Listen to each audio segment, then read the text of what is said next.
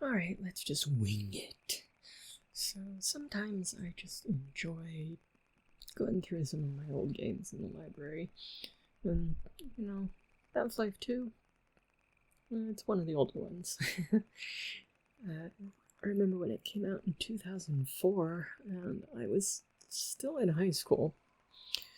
And just had a blast with it. Just really, really enjoyed the game. I don't know, it's kind of wild for me is I remember at the time I had a Radeon X700 Pro, I think. Yeah, it's been a few years. And I remember running Half-Life 2 at 1280 by 1024 because I had a 19-inch monitor, which was pretty big at the time. Now, oh goodness, now that seems so quaint. Because here we are at 3440 by 1440, and much wider aspect ratio, and just much higher resolution, and had a frame rate that I honestly didn't. I thought was just impossible at the time. A dream to run at a locked 144 hertz versus, lucky to get 60. And yeah, it's just, I don't know, it's what happens when 20 years go by. So let's start up a new game, see where it takes us. So gotta have that iconic intro, just, Valve has always been tip-top when it comes to intros, but especially shine, Mr. Freeman. Especially Half-Life. Rise and shine. Not that I wish to imply you have been sleeping on the job. No one is more deserving of a rest, and all the effort in the world would have gone to waste until, well, let's just say your hour has come again.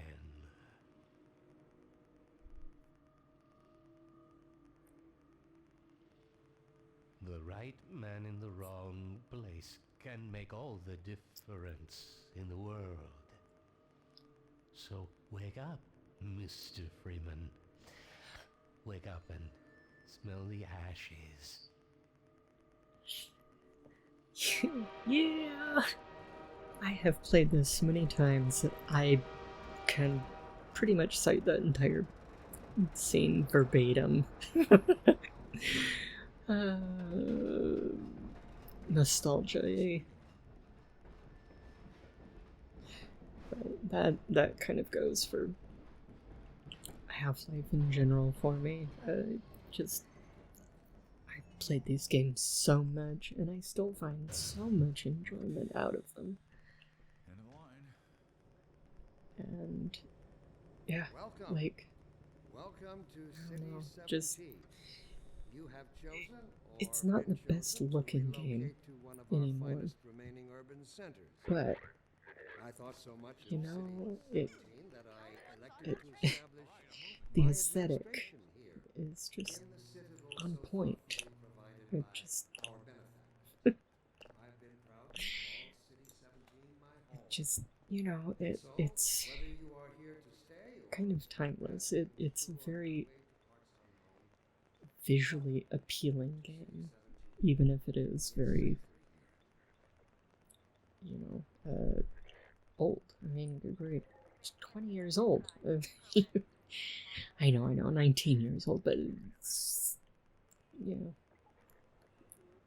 kind of makes no difference. But they made it just so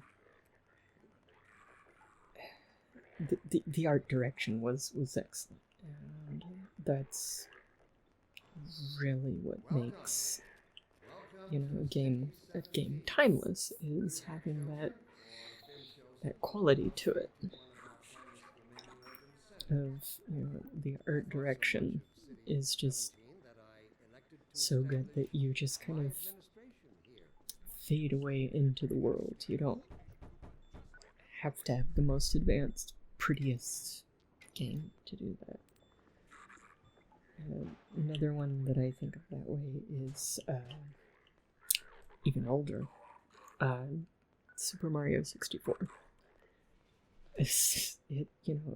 Visually it is very old. I mean, it's again, it's one of the first 3D games, and I shouldn't say that. It's one of the first iterations of modern 3D. So I don't know, just lots of nostalgia there, but also just a really strong appreciation for the art direction. She would have a better idea how to get him here. As long as he stays away from checkpoints, we should be okay. So, Listen, I gotta go, Doc. We're taking enough chances as it is. Very well. And, Gordon, good to see you. Okay, Gordon. You're gonna have to make your own way to Dr. Kleiner's lab. Oh, man, that's what I was afraid of. Get in here, Gordon, before you blow my cover. It just...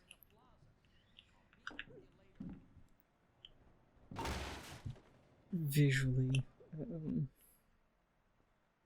it's easy to get kind of lost in games, and Let me read a letter we received. Dear Dr. to get Why has the lost in them and to express our reproductive side? Sincerely, its own citizen. Thank you. kind of get stuck on that, Of course, your question and to feel like you're kind of stuck in that uncanny valley. And that's where, again, good art direction comes in that you don't need the most polygons to make visually appealing art. You don't need the most high-resolution textures to make visually appealing art. It kind of is. It gets down into the way art direction can work in movies as well, and that you work with what you have. And at the time, yes, Half-Life 2 was a lot of very, very high-tech work going on. And, I always play with that doll for some reason. But, no, you go back and you work with what you have. And so with Half-Life 2, you were much more limited in the computers at the time. Again, we're talking about over 20 years of computer development, because Half-Life 2, was initially developed as a sequel to Half-Life from 1998, and what that meant was that initially it was being developed to run on DirectX 7. So, oh my gosh, 20 some year old technology, And sorry, brain was annoying me. But by the time it released, after the whole, you know,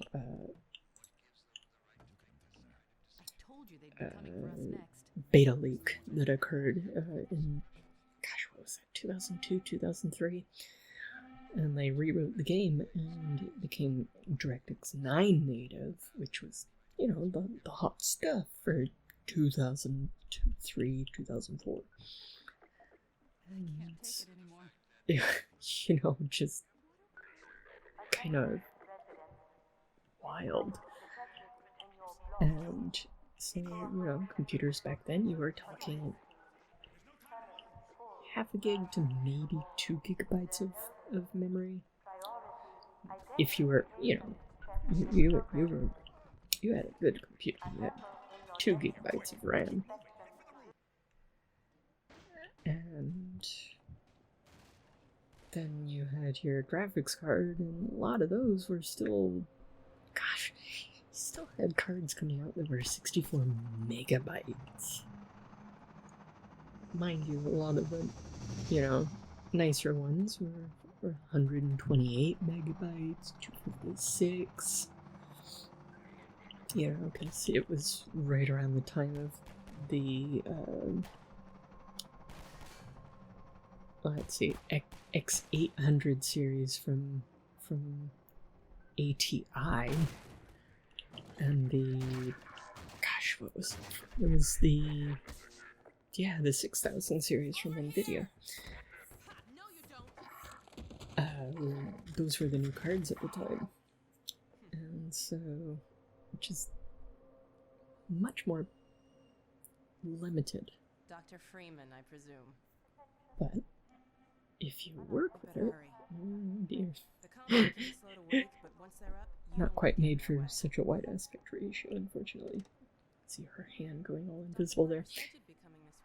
I don't think it occurred to him that you might not have a map. But I don't know. It was fascinating to see the development of technology since then, and you know, to arrive here today, you know, 19 years later, and remember him from Black Mesa? Your old administrator. Can still play it. Don't get my dad started on Dr. Breen. That's amazing. That's fantastic that computers still are able to, you know, run these. When it comes down to it, funny you showing up on this day. Ancient software. I mean, put it in perspective. When I was growing up, you know, had a computer in the mid-90s, that would have meant, you know, trying to run some software from like the late 70s. That was impossible at the time. And so to be 20 years on from Half-Life 2, and it's still running like, you know, just running is just fantastic. I mean, that comes down to a lot of work from a lot of, frankly, brilliant people being able to run legacy code like that. And to not only run it, but to run it well, to run it better. That's incredible. Even if trouble does tend to follow in his wake. I must say, Gordon, you come at a very opportune time. Alex has just installed the final piece for our resurrection. I don't know.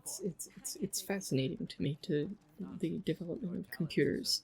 You know, since computers first became a thing, but especially since the advent of, I shouldn't say the advent, since the domination of x86 to home computer systems. Because, you know, x86 code again, you're talking about the, you know, starting in the late 70s. You're running the for those early 16-bit processors, early 8-bit processors, and they've iterated and evolved and developed since then. But ultimately, that whole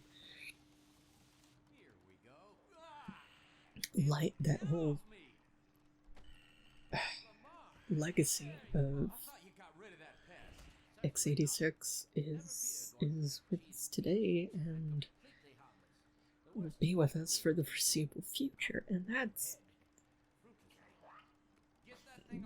both you know, a blessing and of course a great curse. It limits our development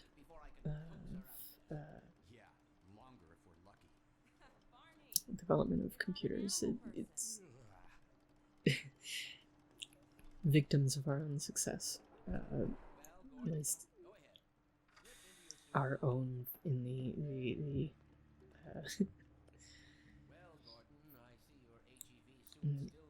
in the shoes of Intel and AMD, because I mean, good grief, you know, they keep adding these more and more extensions to the x86 library, and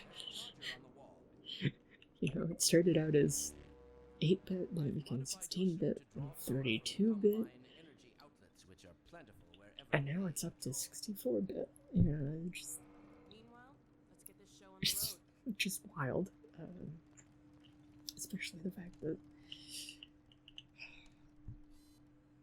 we can still run that code, and some of it gets thrown through. Well, some of it all gets thrown through a emulation layer, because you know, it's kind of neither here nor there. But the efficiency of such processing is frankly fantastic. And the fact that you don't constantly have all these old applications just immediately throwing out errors and crashing is remarkable. But I don't know. Kind of gone on a bit of a tangent here, and but anyway, Half-Life 2 is kind of a really fun game to see from a development standpoint, and that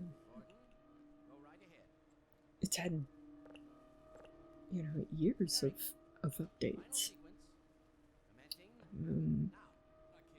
and not just little tiny things. I mean, good grief, they've ported the game over to new variants of the game engine, and that in itself is kind of mind-blowing, really. It's kind of wild, and they ported it to other platforms, and they've even ported it from being 32-bit to being a 64-bit binary, and that also is frankly remarkable. You know, I mean, come on, it sounds like a simple thing, but it's not. You know, it's Good luck out there, Gordon. At least not if you want it to, We're ready to project you know, Bon voyage, and work best of luck. well, stably. It's just, What is it? it's just kind of, it's interesting to see how much work they've put into this game in the 19 years since it released. You know, and it's interesting to see how well some of it was really aged quite gracefully.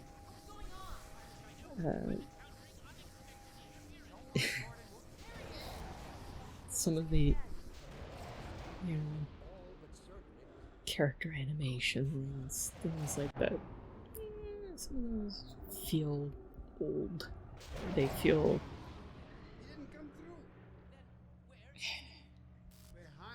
antiquated. But on the other hand, some things are particularly well aged. The attention to detail that they put for character models and for facial modeling, facial animation. Hey, Gordon! The Citadel's on full alert. I've never seen it lit up like that. Get out of City 17 as fast as you can, Gordon. Take the old Pretty canals, impressive. right? They'll get you to Eli's lab. It's a dangerous route, but there's a whole network of refugees, and they'll help you if they can. I'd come with you, but I gotta look after Dr. Kleiner. Oh, and before I forget, I think you dropped this back in Black Mesa. Good luck out there, buddy. You're gonna need it. And, you know, you look at those character models, and they're very, you know, low poly. They're not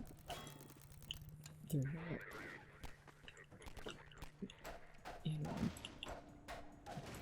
super detailed, but they're detailed in the ways that are important, such as that they have fairly realistic rendering for the limited hardware at the time. And, you know, just they put in a lot of work.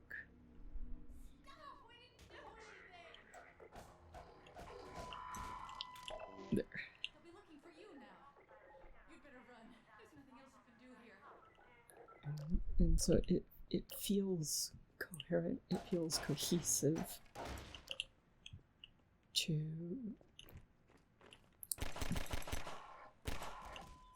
even to today.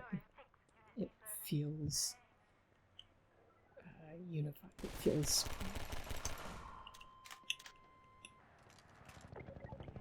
it doesn't feel like it's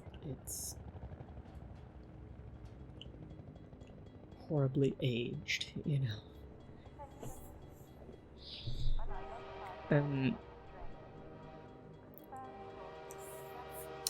That's just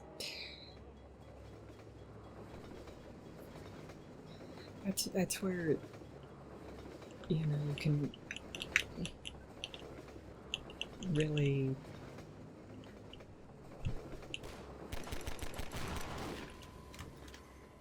feel the quality from a game is when it was so tight that even 20 years on it still feels tight.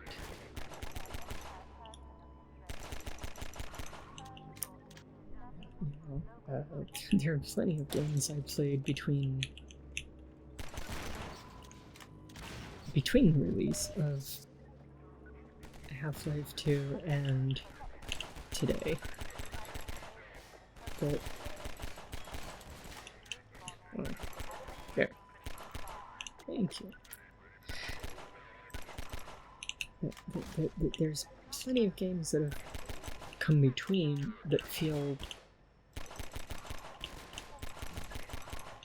far more old. They don't have that timelessness to them.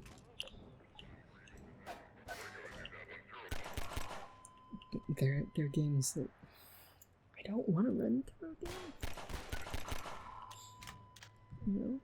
Whereas Half-Life 2, Half-Life, there's a reason I keep coming back to them.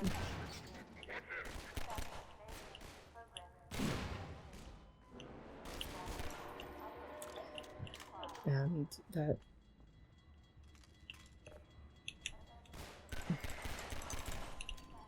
it says so much about a game, is its ability to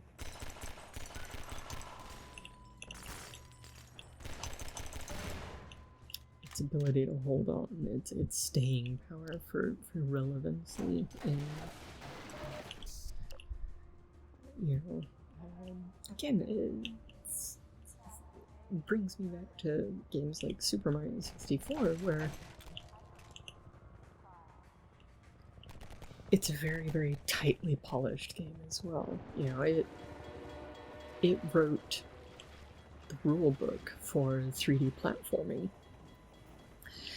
and I think that's why it is still a blast to play through today, even almost 30 years on. Boy, I feel that one makes me feel old. Hey, G-Man. Yeah, jeez. Mm-hmm. I don't know. Kind of wild. Kind of wild that we are able to play these games. Be careful. We really can't afford to get noticed. Civil protection catched you down here, it's bad news for the whole railroad. And so, I don't know.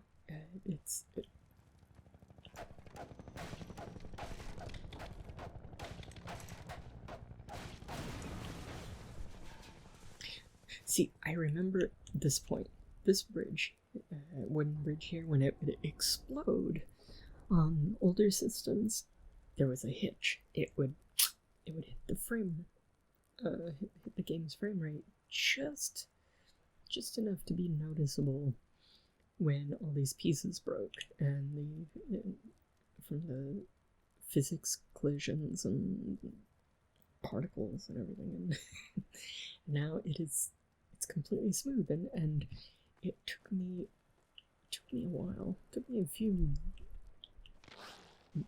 playthroughs to get used to these moments that I was used to in the game that would,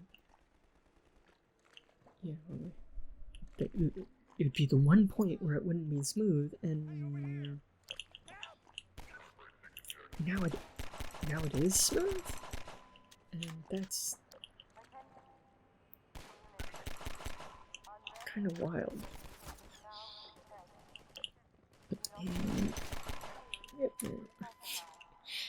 And you tell I played through this a few times. Know where all the enemy spawns are in this area.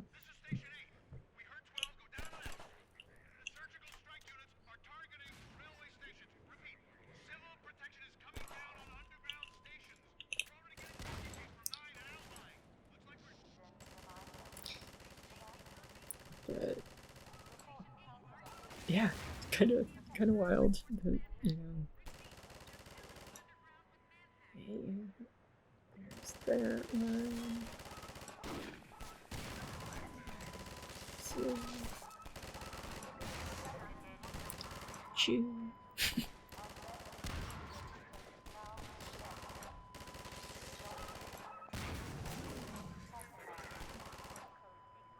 Yeah? Am I good? Okay, cool. Okay. Yeah. I played through this a few times. Just a few.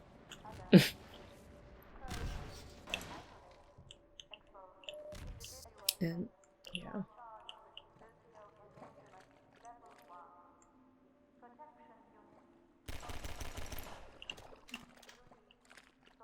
Also, yeah. Fun little note. The sound of Overwatch there is, too close. Going, friend. That station was A raided, but there's others up ahead. voice actress I'm that gonna you stay here in case any others probably come through. know. Gotta keep Ellen the real one McLean, alive. aka Gladys from Portal. Yeah, she's been around with Valve for years now, and it's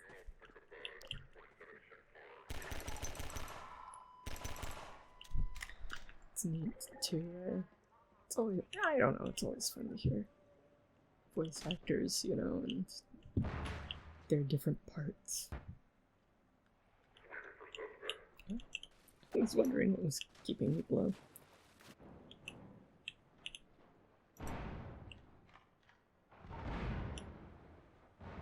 There you are.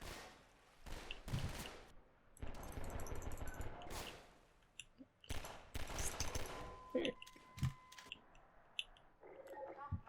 Okay, so I don't know, just I think that says a lot about the game if you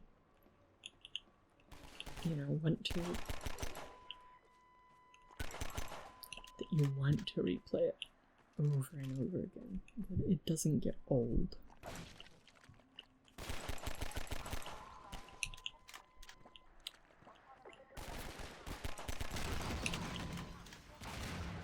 Yeah, that was another point that the physics would just overload those old single core, dual core processors.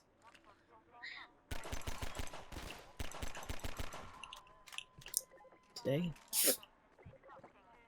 you can run this on a potato, you know.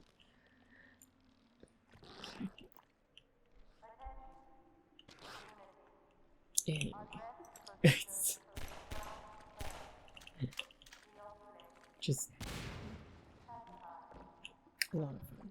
Just so much fun. And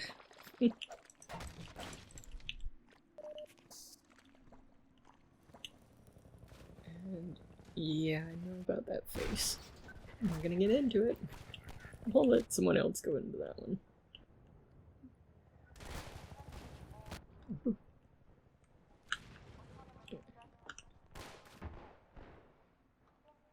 Something I didn't realize is a thing that was kind of a lost art for a while was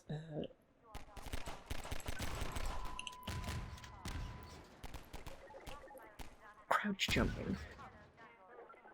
And I've never thought anything of it because, again, I grew up playing Half-Life, grew up playing Quake, Unreal, these games, and that was just kind of ubiquitous. You crouch jump. You gotta be able to crouch jump.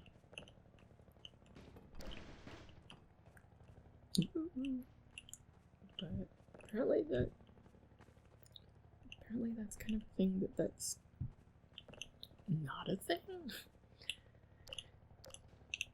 I don't know. Weird to me. It's like bunny hopping, You end up just doing it just out of sheer habit. Just a product from a bygone era. And helicopter. Hey.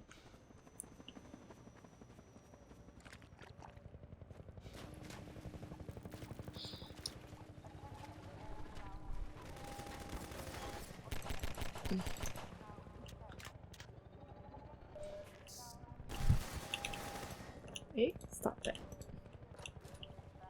Thank you. So, I don't know, just, you know, just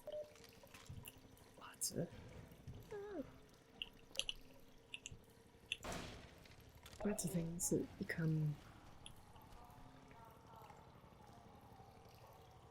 part of the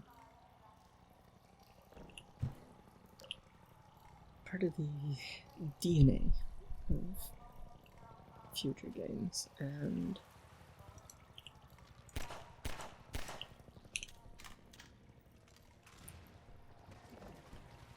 it's always interesting to see what sticks around, what doesn't. You know,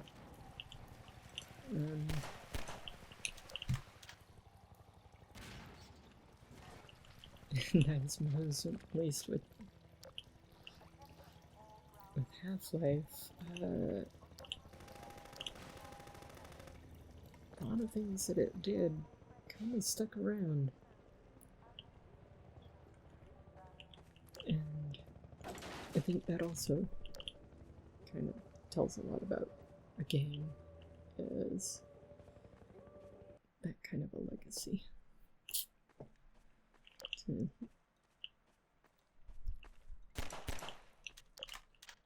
that legacy of, see, that one didn't blow up. Huh. But to see that Get in, hurry! Civil protection is on to us. that legacy of gameplay, of tropes. Be glad you're not the guy they're looking for. Poor bastard doesn't stand a chance. Calling in every CP unit in City 17. Yeah, no chance at all, especially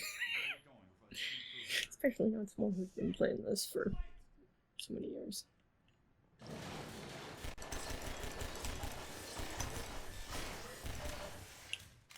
Sure.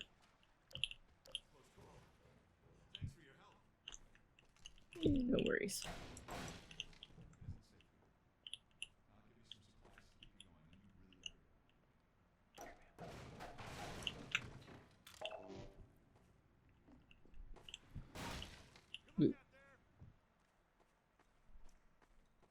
So, yeah, man hacks.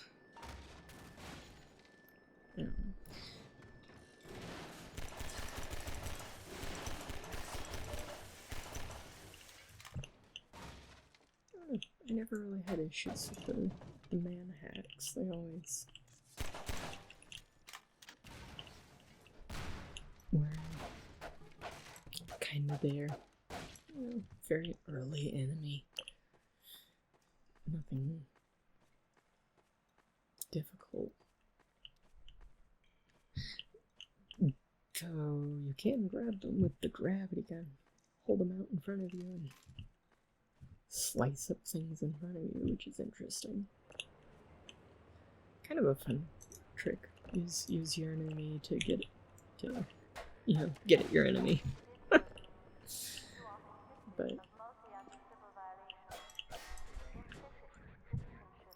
yeah, and then hack.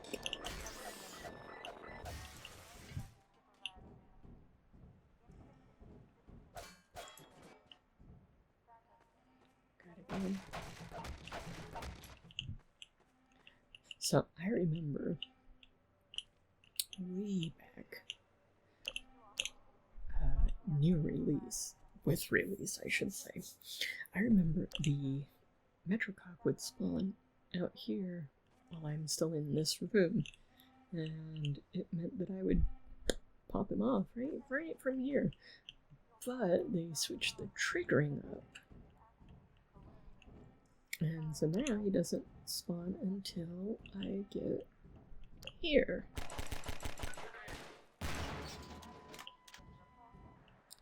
Kind of an interesting change. I never really, I don't know, still always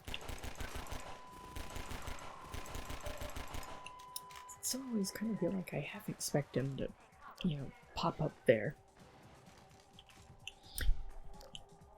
But never does. Never does, so I don't know. I don't know. I kind of miss it. It was. It became ingrained to me in my first couple playthroughs, and so not having it was. I don't know. It still feels off, even though that way was the way that was off. You know? It was my first experience with the game, and so changing that up after the fact still feels weird. Here we are. So, things like that will happen in games, especially if they're ones that are updated as often as Half-Life 2 was. You end up things that were from earlier versions kind of disappear. And kind of threw you off. Even years later. Yes?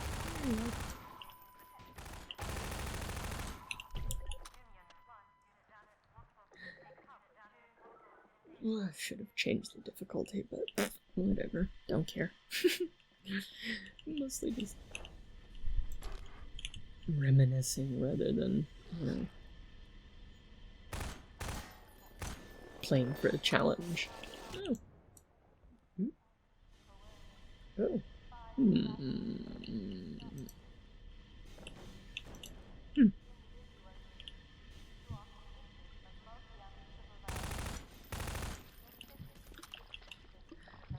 Oh, yeah. A lot of people don't realize that those are eyeballs. Barnacles, they got eyes. I'm not quite sure why, given that they only, go after whatever is on their tongue, but, fun fact, barnacles have eyes.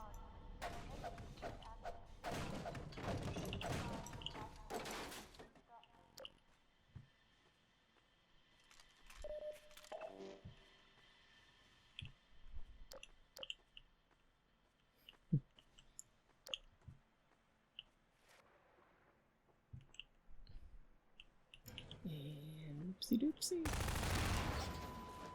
There we are.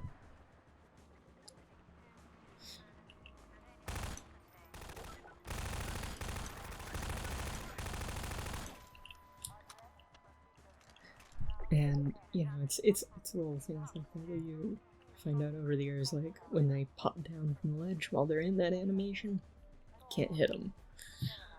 Gotta wait for them to come down to you.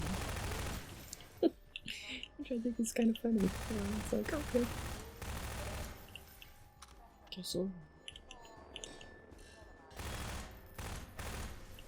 guess I'll go after the.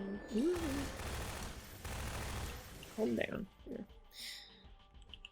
Guess I'll go after the ones that,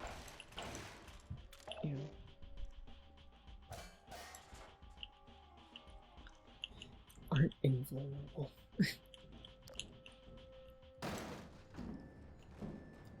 Foop, foop.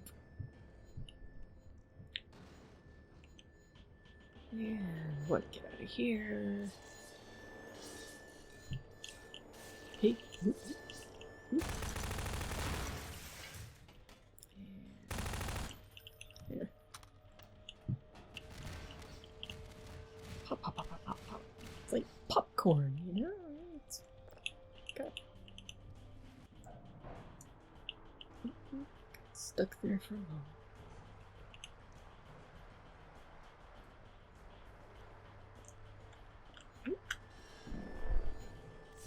Bye-bye.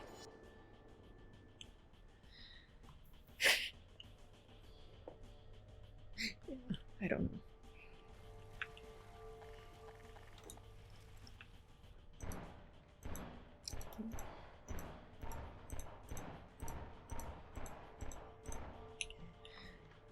guess if I wanted to at some point, I could try doing like a speed run, but and that's a fun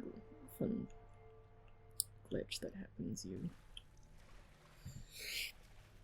pop into these things at the wrong angle, and they'll do that to you. They shoot you in the water, which is kind of annoying. Come on, there we are. Come on, there we are. Yeah, physics puzzles like that. It was neat to see it, 19 years ago, but now it's kind of like, okay, I get it. Water, float. Not my favorite thing.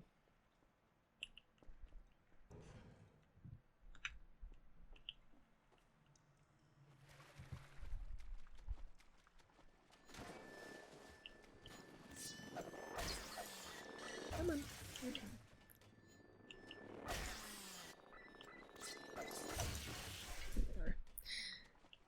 Yeah. I don't know. I say that a lot, don't I?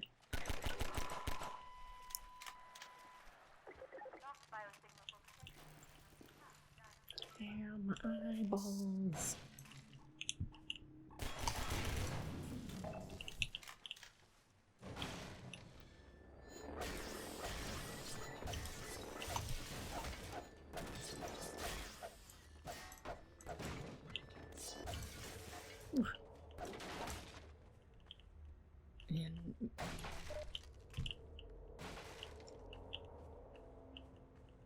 Yeah. Ooh.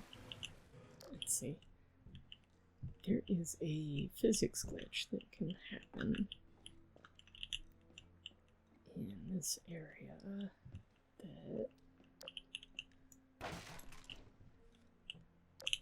Let's see if I can...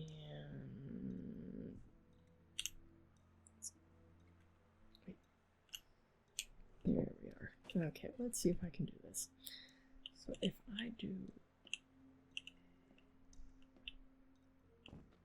Nope. Let's do...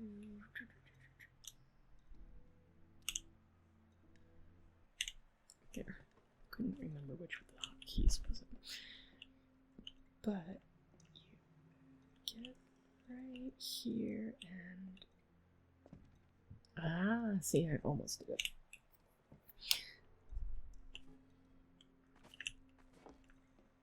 Yeah. See?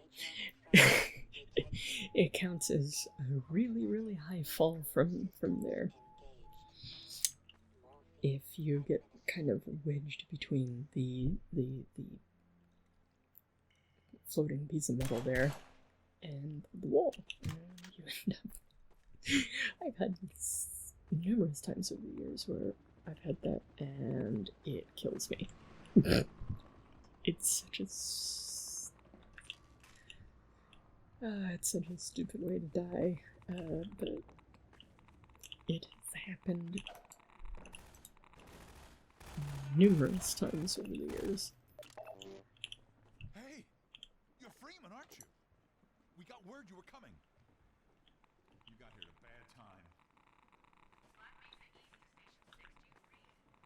So, it's funny. Yeah.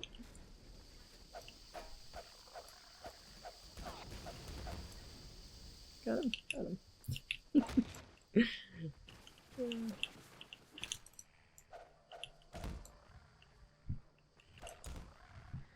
Crowbar is your friend right there. Yeah. There's another interesting glitch that happens. Hey.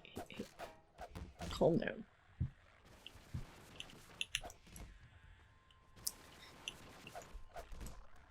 They sound like angry cats.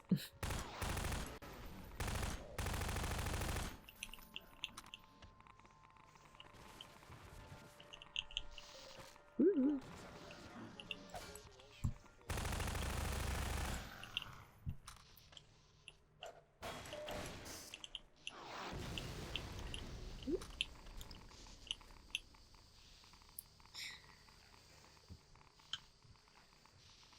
Oh, I wasn't. There we are. Works. I wasn't close enough at first. Normally, I get. If I stand at the end there, they'll hop right into the side of there and zap themselves. It's not me. Not close enough that time. Oh well. Hey, Dr. Freeman. I've been hoping you'd show up. Got this airboat all gassed up and ready to go. It's gonna be tough dodging civil protection out there. Yeah. But drive hard and you'll make it. You'll find more help up at Station 7. Just a few bends up the river. It's the old red barn. The old red barn. Yeah, the station's up in the old abandoned Bob Evans. There's a reference for you. That's how you know somebody's from the Midwest. Talk about Bob Evans.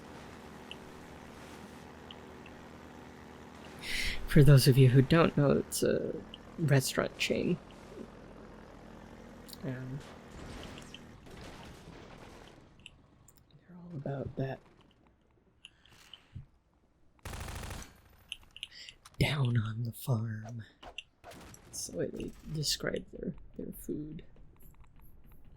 It's alright. It's oops. There's a box there. Box there? There is a box there. Mostly just very,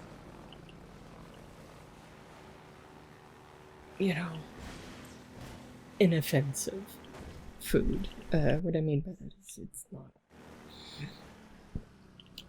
not heavily seasoned. It's very, very simple. But,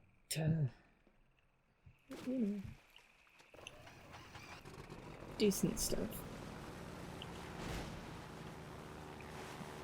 I'm rather fond of their chicken noodle soup. It just has very thick egg noodles, and it's great when I'm sick. So.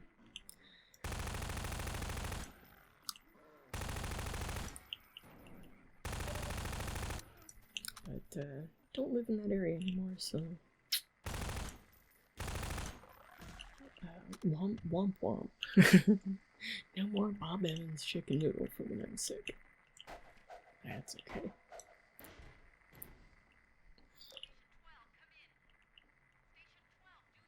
And hit grab.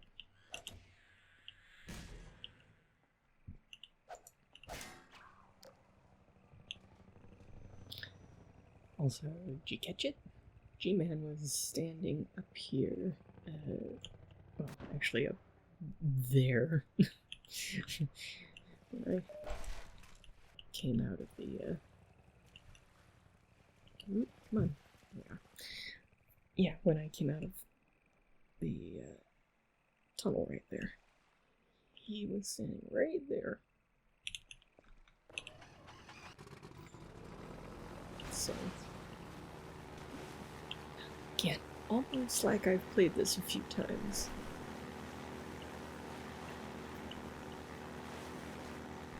And I've hit that crow more than a few times, too. But it'll...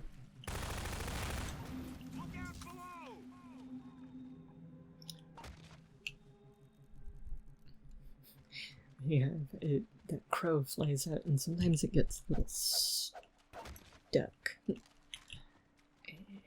I've had times where I've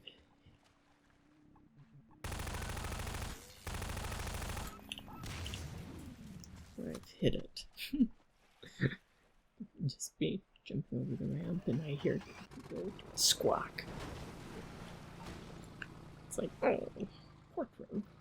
I don't want to hit the crow.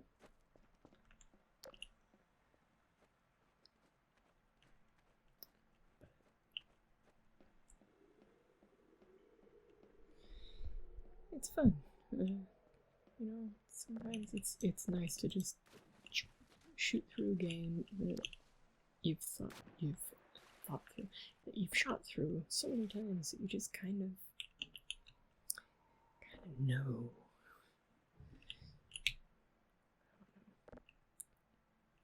It's fun.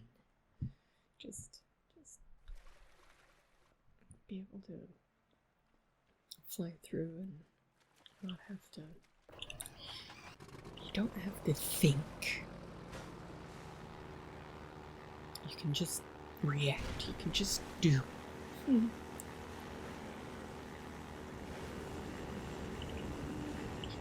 Also gives you, time to just think to yourself. Kind of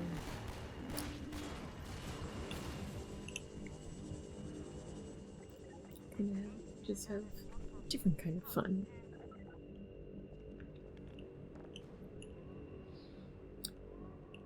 And just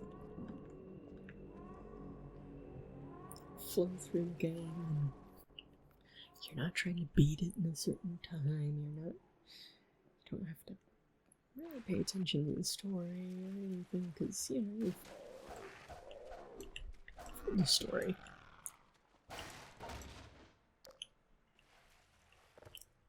Got my school.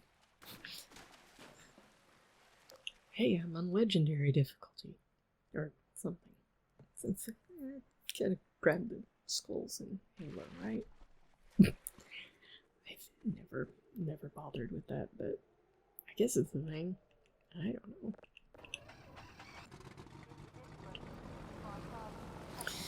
Did I lose my gamer cred?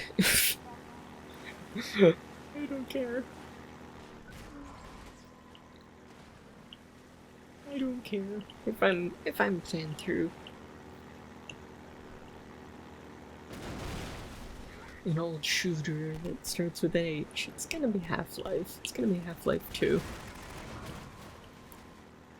Don't get me wrong, I enjoy Halo, but not as much as this. Not as much as this.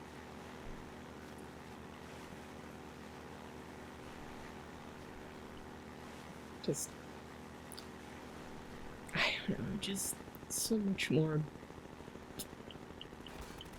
nostalgia for me.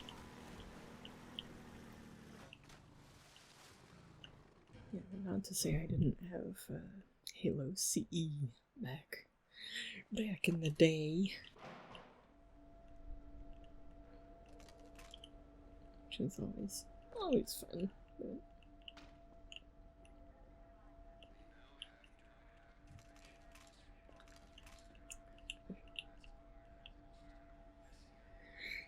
2 meters.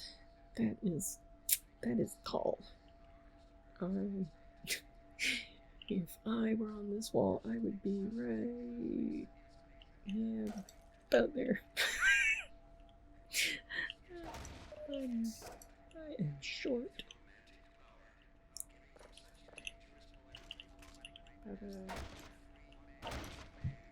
About 164 centimeters.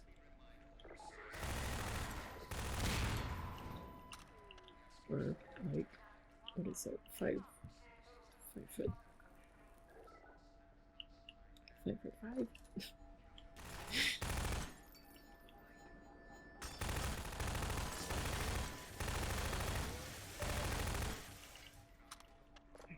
I've been kind of on metric system for,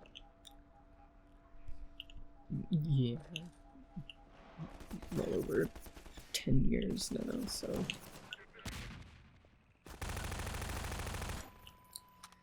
sort of go back to Imperial is just like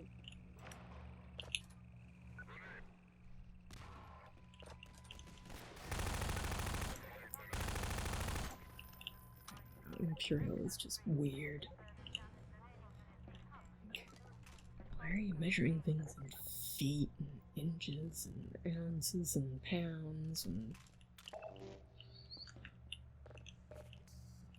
stones. Really? No. It's just.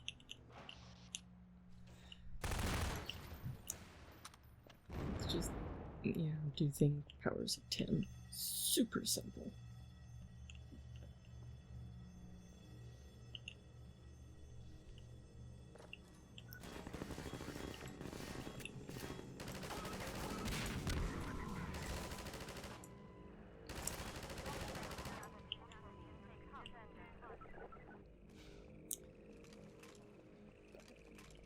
Yeah. Anyway, yeah, Shorty. Yeah, it's me. Not the shortest, but definitely,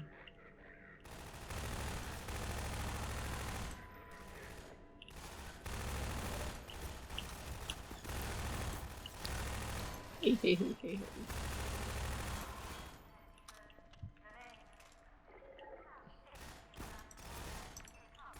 Oops. Come on, here we are.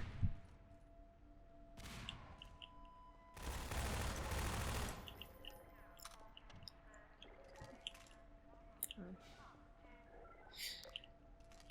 don't know. Never had a problem with it. My feet still reach the ground. Yeah.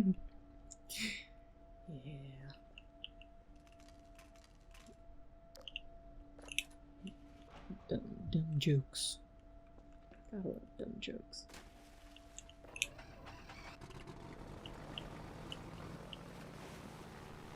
Here we are. Ooh, how did I miss both those?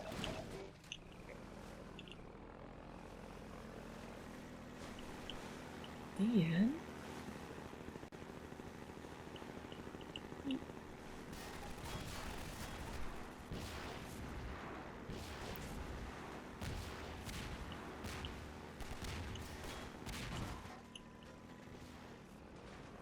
Ooh, slip slide.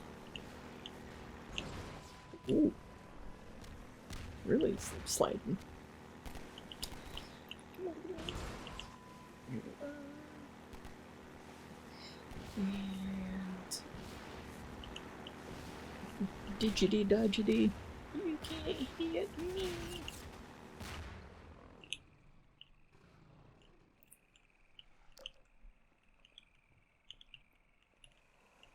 Hey, head crab. Bye, head crab.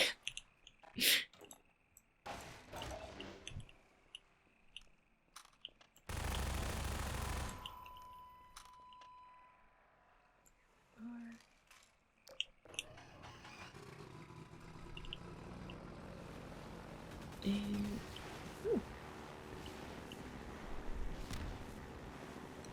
Kaboom!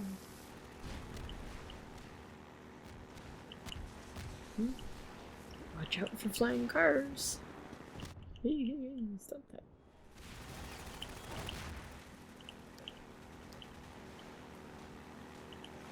I always like these little points in Half-Life 2. Points like this one here that I'm coming up to. Yep. These little points of respite. Come on. There.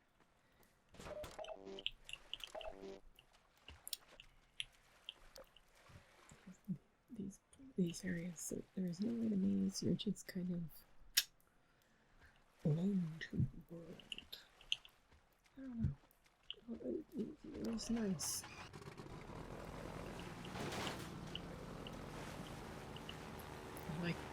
I like exploring and see what there is.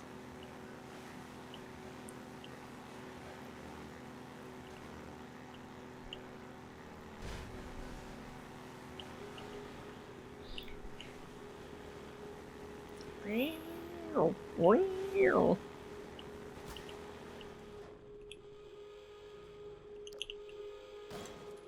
Good old klaxon.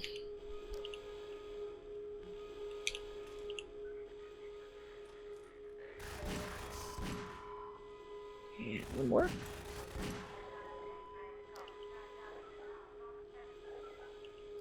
And then the klaxon cuts. Oh, wonderful. That was something that always bothered me about many games, is they would keep those alarms going to infinity. But here it eventually cuts off, and that's just wonderful.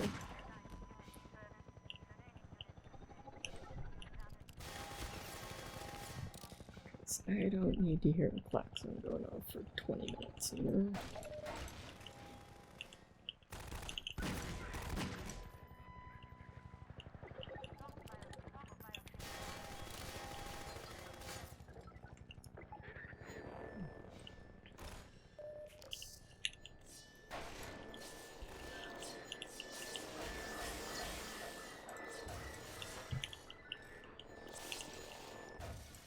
Okay, I saw it. There you are. Hey, thank you. Thank you. They got rid of that man hat for me. They were very polite. Oh, my gun reloaded itself. That's always nice too. Switch way and you come back and oh look.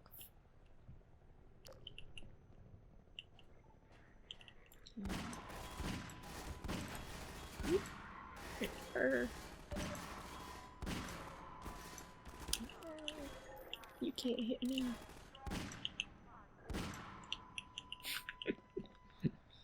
Oops.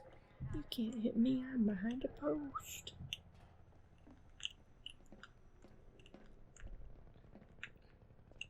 Oh, wow. I am doing badly at that today, aren't I? Ooh.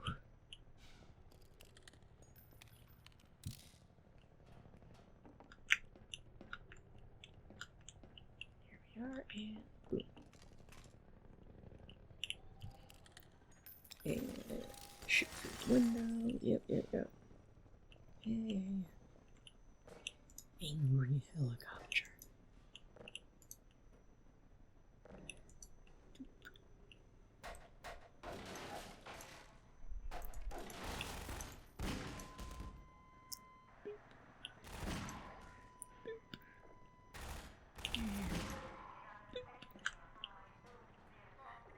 Yeah, 357 is fun.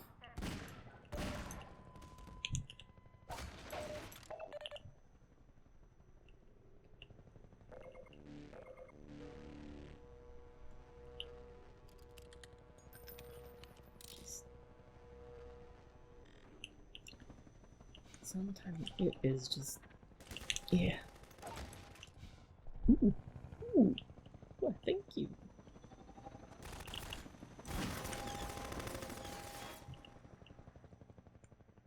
Now we go up here, do that.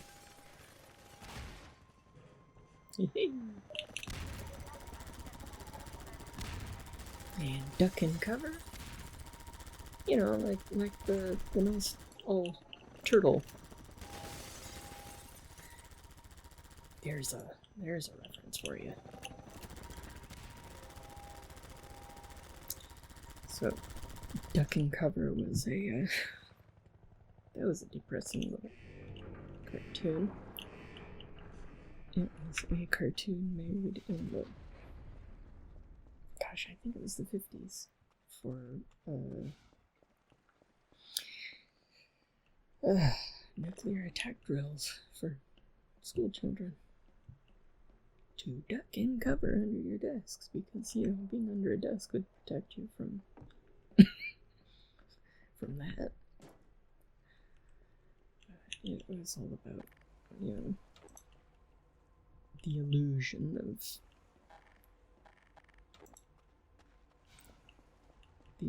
of having some sort of control in that kind of a situation.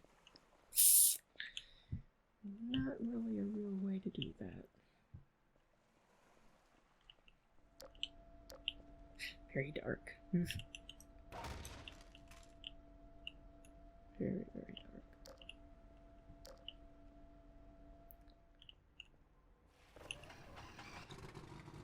So, anyway, back to Root Canal. Well, got a helicopter on me.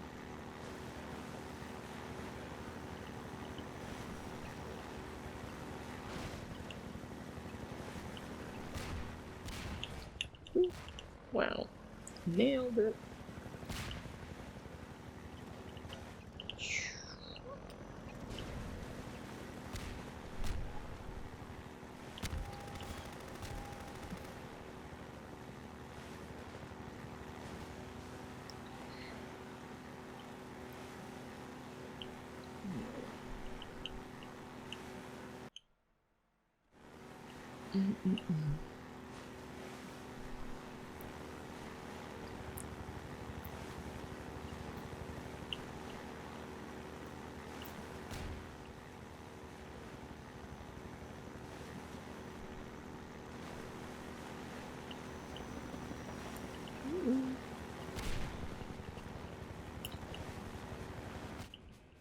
Ow. Ow. Do that.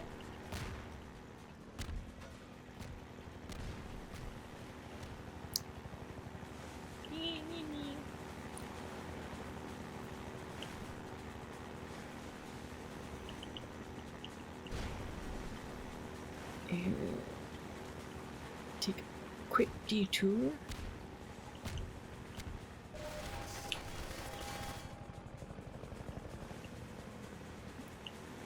And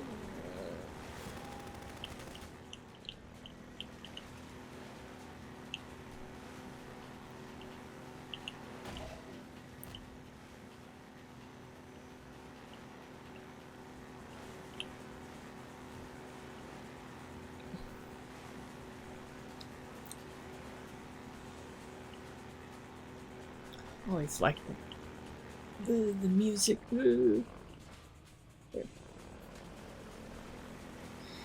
Always like the music at this part.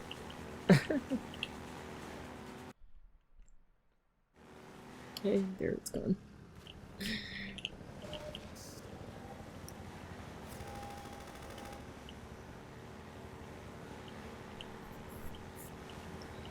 Hey Sonic, we're in chemical plant zone.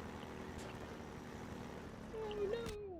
Oh, not in that box this time. That's okay, it would have been... Probably would have been Magnum ammo, which I've got full of anyway.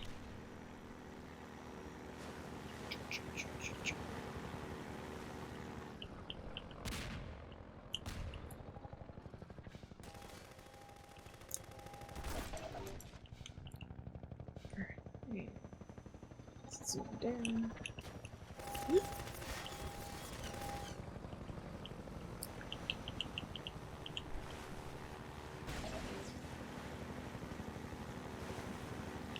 And we go. Oopsie daisy.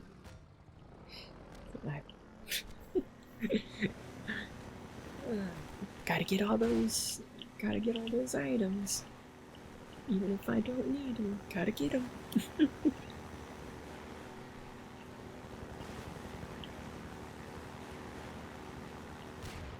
See.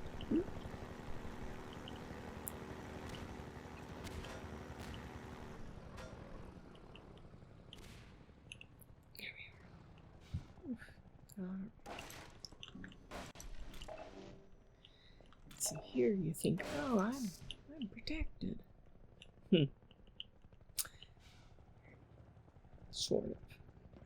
Sort of protected. But they can shoot through there. They can drop bombs through there. Oop. Here, speak of the devil.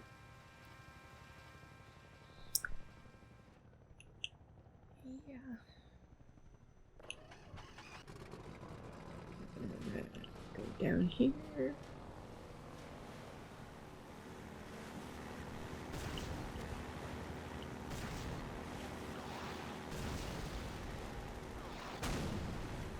And this was another point that would absolutely tank the frame rate.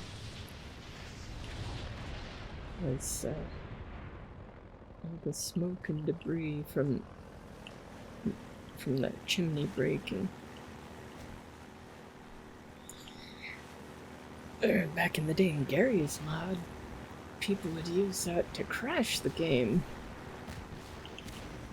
They would spawn a bunch of those stupid chimneys and it would just cause servers to crash.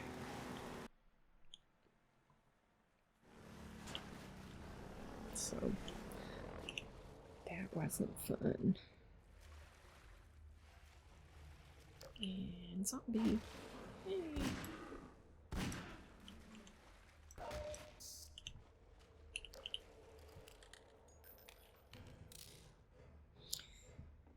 And yeah. Oh. Just a fun time. Yeah, how are you?